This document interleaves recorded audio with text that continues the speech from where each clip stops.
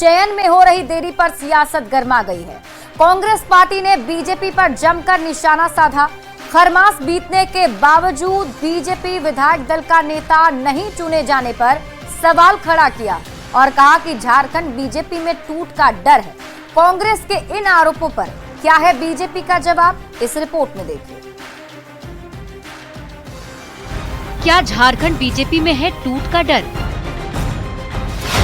विधायक दल का नेता चुनने में देरी क्यों? क्या झारखंड बीजेपी में सब ठीक है? कांग्रेस के हमले से क्यों गरमाई सियासत? झारखंड विधानसभा चुनाव संपन्न हुए लगभग 2 महीने का समय बीत गया, लेकिन अब तक नेता प्रतिपक्ष और बीजेपी विधायक दल के नेता का चयन नहीं हो पाया है। शुक्रवार को कांग्रेस पार्टी ने इस मुद्दे को उठाया, जिससे सर्दी में सूबे की सियासत सुलग गई। कांग्रेस ने बीजेपी में टूट की ओर इशारा करते हुए कहा कि झारखंड बीजेपी के अंदर सब कुछ ठीक ठाक नहीं है। वहां अपना एक विधायक दल का नेता नहीं चुन पाना, यह बात साफ प्रदर्शित करता है कि भारतीय जनता पार्टी में सब कुछ ठीक ठाक नहीं है। टूट का खतरा झारखंड में बरकरार है। कांग्रेस के इस हमले से आग बबूला बीजेपी ने भी पलटवार किया। बीजेपी ने दलील दी कि खरमास के दौरान शुभ कार्य नहीं करना चाहिए और न ही कोई नई शुरुआत करनी चाहिए। बीजेपी विश्व की सबसे बड़ी पार्टी है, लिहाजा सांगठनिक स्तर पर किसी भी फैसले के लिए केंद्रीय नेतृत्व विचार करता है। बीजेपी में लोकतांत्रिक व्यवस्था होने के कारण स्थानीय से लेकर प्रदेश स्तर के नेताओं से सलाह ली जाती है। विधायक आपस में बैठकर तय करेंगे कि नेता कौन होगा। देखिए, खरमास तक का जो समय था, हम लोग खरमास को थोड़ा हम लोग कोई भी शुभ काम करने से बचते हैं और बचना भी चाहिए, लेकिन जिस तरह से नेता प्रतिपक्ष का विषय है तो नेता प्रतिपक्ष का जल्दी ही चेहरा देखने को मिलेगा। उसकी प्रक्रिया शुरू हो गई है। हालांकि कांग्रेस ने खरमास की दलील को भी खारिज कर दिया और इसे बहाना बताया। कांग्रेस ने सवाल खड़ा किया कि खरमास में अगर पूर्व मुख्यमंत्री रघुवर दास को बीजेपी की सदस्यता दिलाई जा सकती है, तो फिर नेता प्रतिपक्ष और बीजेपी विधायक दल के नेता का चुनाव क्यों नहीं हो सकता? पार्टी में टूट के कारण बीजेपी बहाना बना रही है।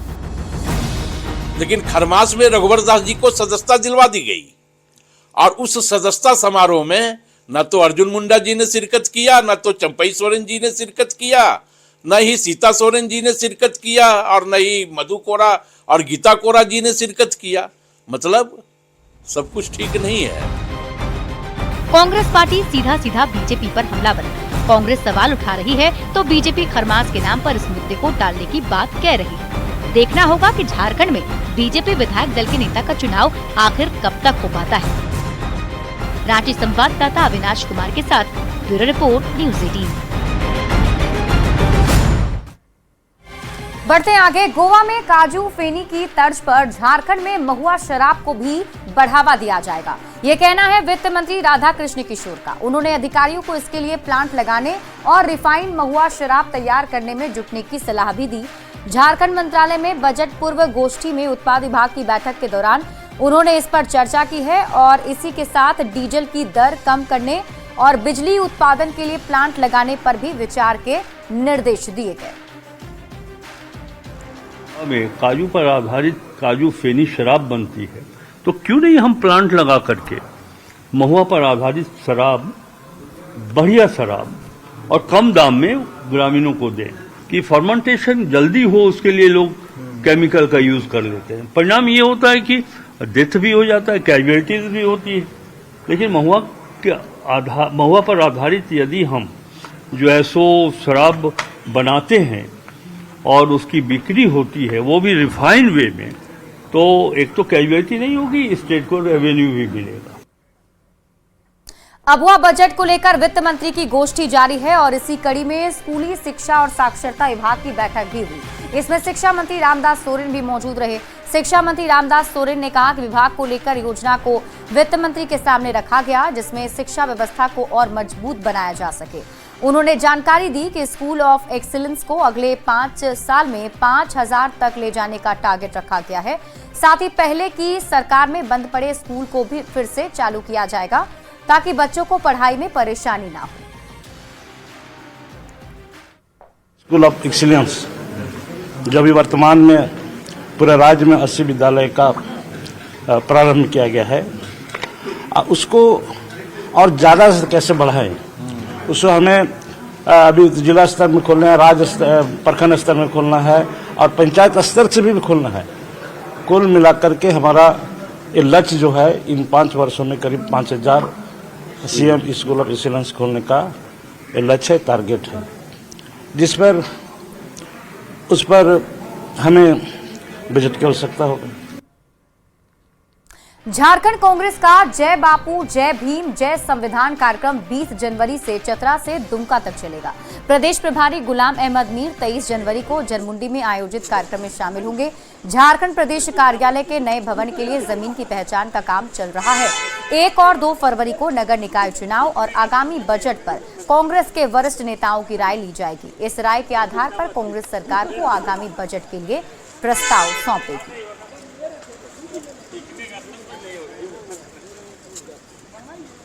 आप देखेंगे कि 15 तारीख को जब हमारा AICC भवन का उद्घाटन हो रहा था तो हमारे गुमला जिले में जिला कांग्रेस कार्यालय के भवन का शिलान्यास हो रहा था।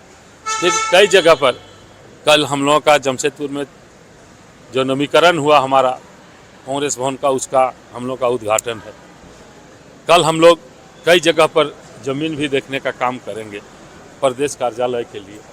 और 20 तारीख से हमारा चतरा इटखोरी होते हुए आपका बरही कार्यक्रम है जय बापू जय भीम और जय संविधान का। उसके बाद रात्रि विश्राम धनबाद होते हुए तोपकांची और पीरटाण तथा फिर दुमका क्षेत्र में है। झारखंड की बेटी और खेल नगरी सिमडेगा से निकलकर भारतीय हॉकी टीम का कप्तान संभालने वाली सलीमा टेटे को अर्जुन अवार्ड से सम्मानित किया गया है। राष्ट्रपति भवन में राष्ट्रीय खेल पुरस्कार 2024 को लेकर आयोजित समारोह में राष्ट्रपति द्रौपदी मुर्मू ने सलीमा टेटे को ये सम्मान दिया। सलीमा के संघर्ष, खेल और प्रतिभा को मिल रहे इस सम्मान के कारण पूरे झारखंड में भी खुशी की लहर है। ये रिपोर्ट देखिए।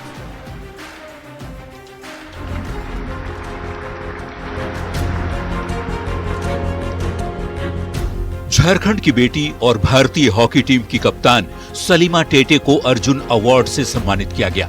शुक्रवार को आयोजित समारोह में राष्ट्रपति द्रौपदी मुर्मू ने सलीमा टेटे को यह सम्मान दिया। राष्ट्रपति भवन में राष्ट्रीय खेल पुरस्कार 2024 वितरण समारोह का आयोजन किया गया था। खेल के क्षेत्र में अच्छे प्रदर्शन के लिए सलीमा टेटे को प्रशस्ति पत्र और अर्जुन की कांस्य प्रतिमा मिलते ही पूरा ऑडिटोरियम तालियों की गड़गड़ाहट से गूंज उठा।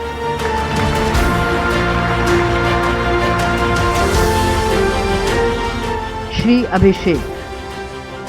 सलीमा टेटे राजधानी रांची से करीब 165 किलोमीटर दूर सिमडेगा जिले के एक छोटे से गांव बड़की छापर की रहने वाली है। अर्जुन अवार्ड के लिए सलीमा का सिलेक्शन होने के बाद घर और परिवार में खुशी का माहौल है। कभी लकड़ी की छड़ी से प्रैक्टिस करने वाली सलीमा का साथ परिवार वालों ने खूब दिया था। आज इसी की बदौलत वो अंतर्राष्ट्रीय स्तर पर अपने परिवार का नाम रोशन कर रही है।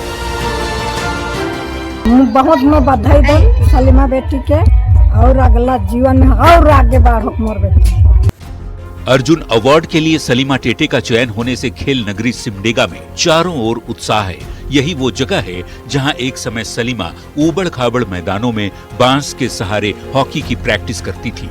आज भारतीय हॉकी टीम का नेतृत्व कर रही हैं। कई उपलब्धियां अपने नाम कर झारखंड को गौरवान्वित महसूस कराने वाली सलीमा ओलंपिक में अंतर्राष्ट्रीय स्तर पर हॉकी का डंका बजा चुकी हैं। बहुत संघर्ष रहा, इतना संघर्ष की बोलो कि हम लोग जानते हैं हम लोग कैसे कैसे करके किया आगे बढ़ाएंगे। इंटरनेशनल लेवल पर भारत का नाम रोशन करने वाली सलीमा टेटे बीते 9 जनवरी को झारखंड आई थी।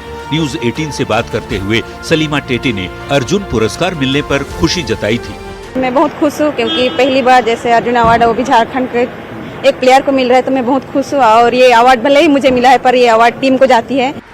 सलीमा को सम्मान मिलने से पूरा झारखंड गौरवान्वित महसूस कर रहा है। बेटी की बहादुरी पर पूरे झारखंड को नाज है। बधाई देने वालों का तांता लगा है। लोग खेल जगत में और ऊपर जाने की दुआ कर रहे हैं।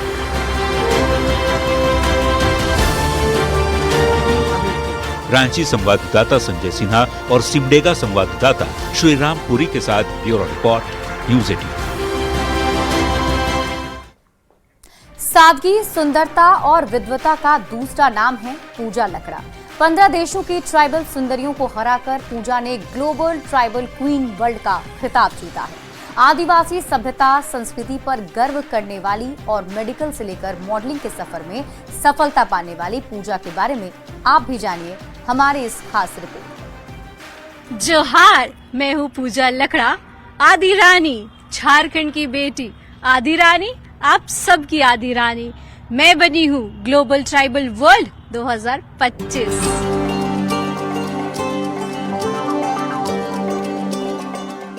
आज ये नाम किसी परिचय का मोहताज नहीं है। 15 देशों की ट्राइबल सुंदरियों को पछाड़कर ग्लोबल ट्राइबल क्वीन वर्ल्ड ये है पूजा लकड़ा। भुवनेश्वर में जब पूजा लकड़ा रैंप पर उतरी तो रांची वासियों की सांसें थमी हुई थी, लेकिन दृढ़ आत्मविश्वास और हार नहीं मानने का जज्बा कुछ ऐसा था कि पूजा ने टाइटल अपने नाम कर लिया। मुझे लग रहा है मैं बहुत प्राउड फील कर रही हूँ, क्योंकि ये सिर्फ झारखंड का रिप्रेजेंटेशन नहीं था, मैंने इंडिया को रिप्रेजेंट किया और अपनी कल्चर मैं कहूँगी इतनी खूबसूरत है जो मुझे लगता है हमें आगे लाना चाहिए। सादगी, सुंदरता और विद्वता का दूसरा नाम बनी पूजा लकड़ा को आदिवासियों की समृद्ध विरासत पर गर्व है और यही वजह है कि जब कॉन्टेस्ट में उनसे झारखंड की किसी खास परंपरा का जिक्र करने को कहा गया तो उन्होंने जुआंट का जिक्र किया। आखिर जुआंट का ही जिक्र क्यों, खुद जानिए पूजा की जुबानी।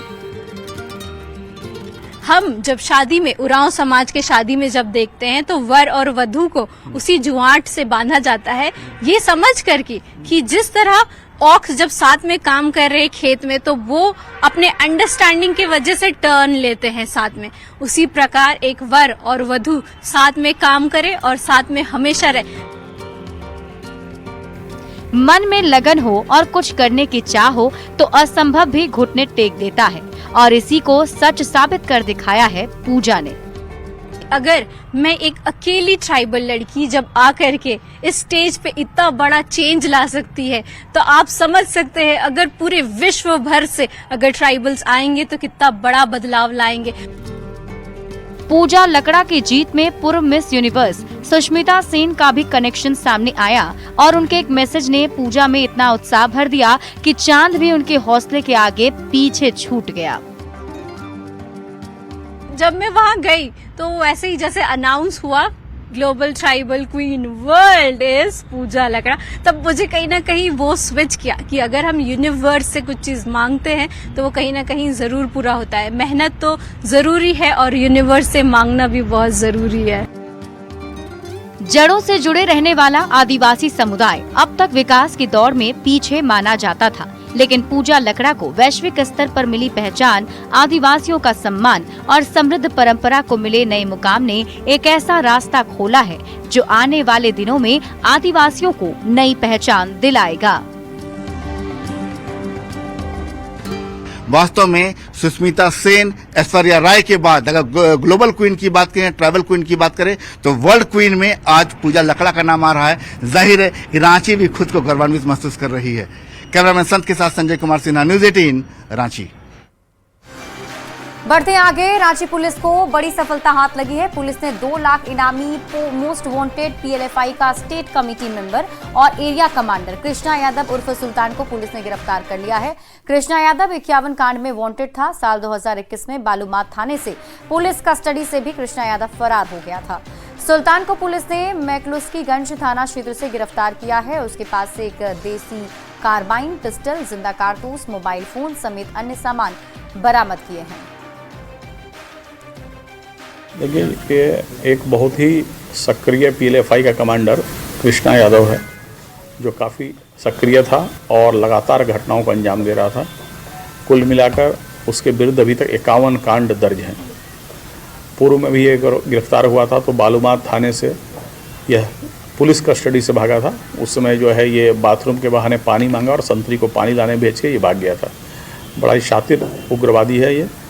उसकी गिरफ्तारी हुई है, पर गिरफ्तारी के क्रम में वो जो है पुलिस की कस्टडी से फिर से छुड़ा के भागना चाहा, जिसमें वो एक पथरीले गड्ढे में गिर गया तो उसे काफ़ी चोट आई है। तो चोट के बाद वो इलाजरत है। अबुआ आवास योजना झारखंड सरकार की महत्वाकांक्षी योजना है, लेकिन इस योजना में भी भ्रष्टाचारी खबरें आ रही हैं।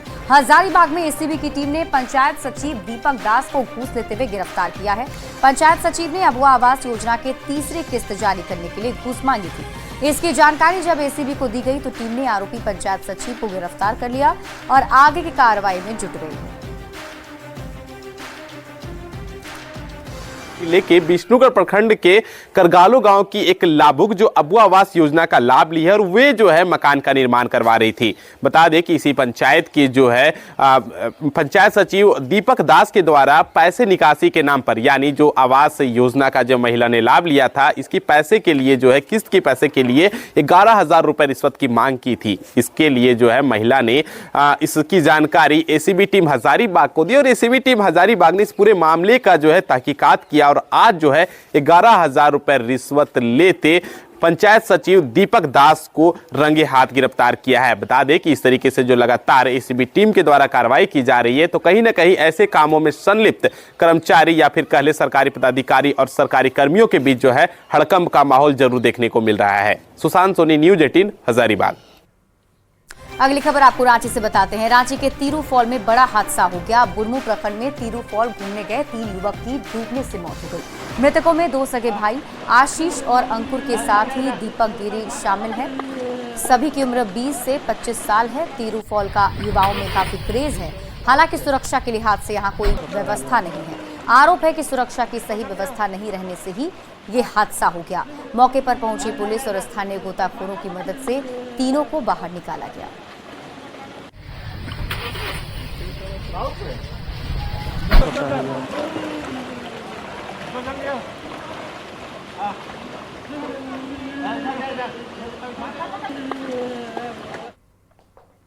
केंद्रीय सूचना प्रसारण और संसदीय कार्य राज्य मंत्री डॉक्टर एल मुरुगन ने आकांक्षी जिला कार्यक्रम के तहत चाईबासा जिला का दौरा किया है और उन्होंने ITI college, PM Shri school और केज सिस्टम फिशरीज का जायजा लिया। छात्रों, प्रशिक्षुओं और मछली पालकों से बात कर उनमें उत्साह भी भरा।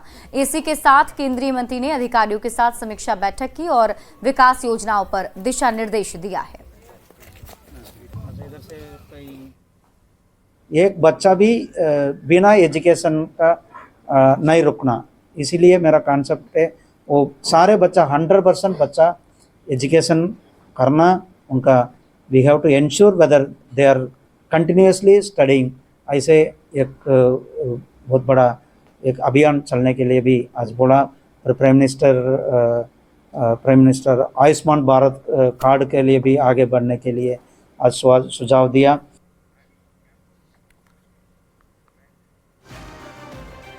स्वास्थ्य मंत्री इरफान अंसारी लगातार एक्शन मोड में नजर आ रहे हैं। धनबाद के सबसे बड़े सरकारी अस्पताल SNMMCH का इरफान अंसारी ने निरीक्षण किया।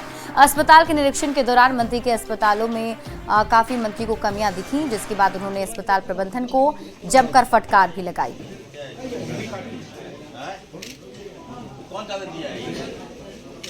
थोड़ा सा नरेंद्र भैया, थोड़ा सा नरेंद्र भैया, थोड़ा सा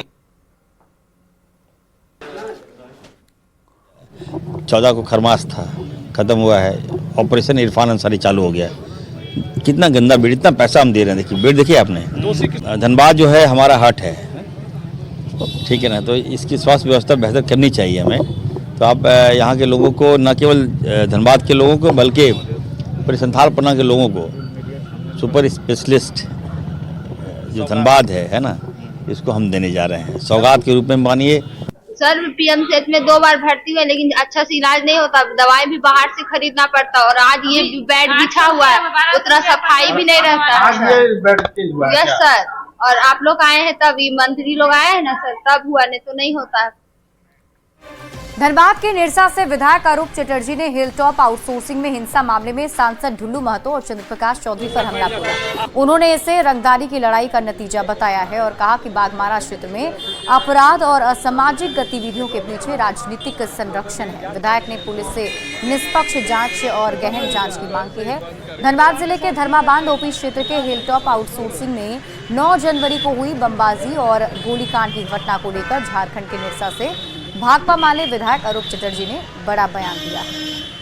दारी का मामला है, जो दो सांसद की लड़ाई है, जो वहाँ पर ये तमाम झड़प हुई और आम लोग जो है आज पिसा रहे हैं। तमाम लोगों पर जो इस पर्दा के पीछे, उन लोगों पर भी कार्रवाई करनी है। पर्दा के आगे के लोगों को सिर्फ कार्रवाई करने से नहीं होगी। पर्दा के पीछे जो लोग इन्वॉल्व है, जो लोग इन तमाम चीजों को करवा रहे हैं अपने पैसे के बल पर, अपने रुतबा के बल पर, उन लोगों पर पहले हम समझते हैं जो हथकड़ी लगनी चाहिए। और फिलहाल इस बुलेटिन में अभी के लिए बस इतना ही। आप देखते